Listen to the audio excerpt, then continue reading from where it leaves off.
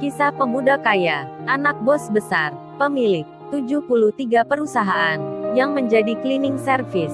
Episode kedua, Kenshin, yang telah kerja cleaning service itu. Hari-hari dilaluinya, seperti biasa. Ia berangkat kerja, dan pulang naik angkutan umum.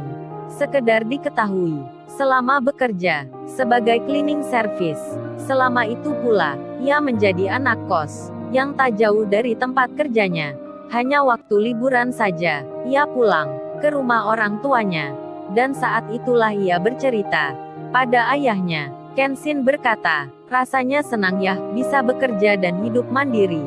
Kemudian, ayahnya pun menjawab, lalu sampai kapan kamu Ken, kerja jadi cleaning service itu?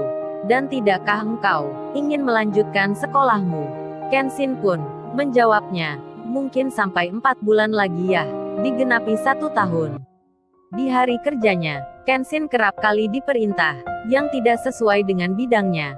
Bahkan, tak jarang, oleh pegawai kantor, ia disuruh cuci mobil dan motor, lalu diberi tips uang 20.000. Hari dan waktu telah berganti.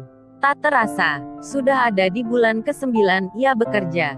Artinya tinggal 3 bulan lagi, ia harus berhenti dan melanjutkan sekolahnya lagi, yang rencananya, ia akan sekolah di Kairo, Mesir.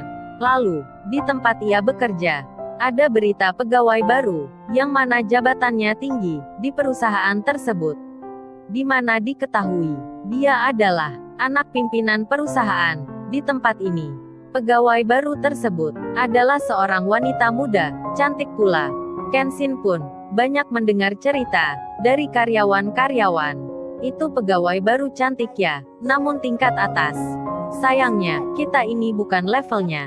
Hanya bisa melihat saja, karena dia anak bos. Kenshin yang mendengar itu, biasa saja ekspresinya. Cuman yang ia pikirkan, nanti kalau dapat giliran, jadwal bersih-bersih di kantor itu.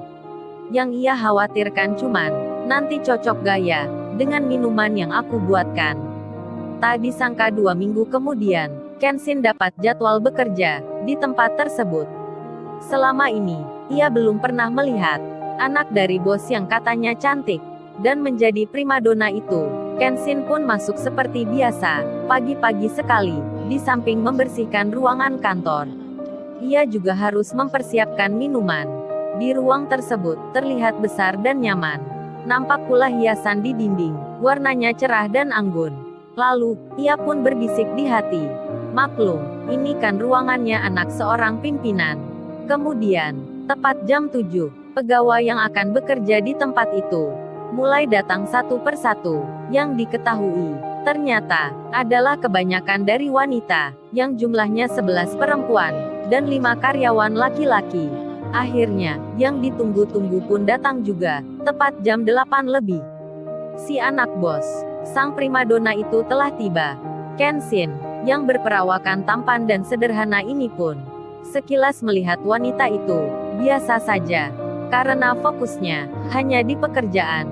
Berselang beberapa jam kemudian, Kenshin, yang berada di lobi kantor sebelah, segera dipanggil. Info dari temannya, kamu dipanggil menghadap kantor admin. Lalu, benaknya berkata, kantor admin kan tempatnya anak seorang bos. Ada apa ya kira-kira? Bisik hatinya.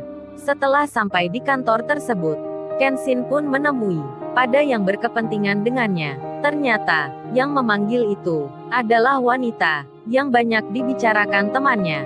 Belum sampai menanyakan perihal kepentingannya, Kenshin langsung dikatain dan dicemooh oleh wanita cantik itu. Hei kamu, yang bikin kopi ini kopi atau jamu? Seisi ruangan yang kebanyakan wanita itu langsung tertawa, menertawai Kenshin. Lalu, bagaimana kisah selanjutnya?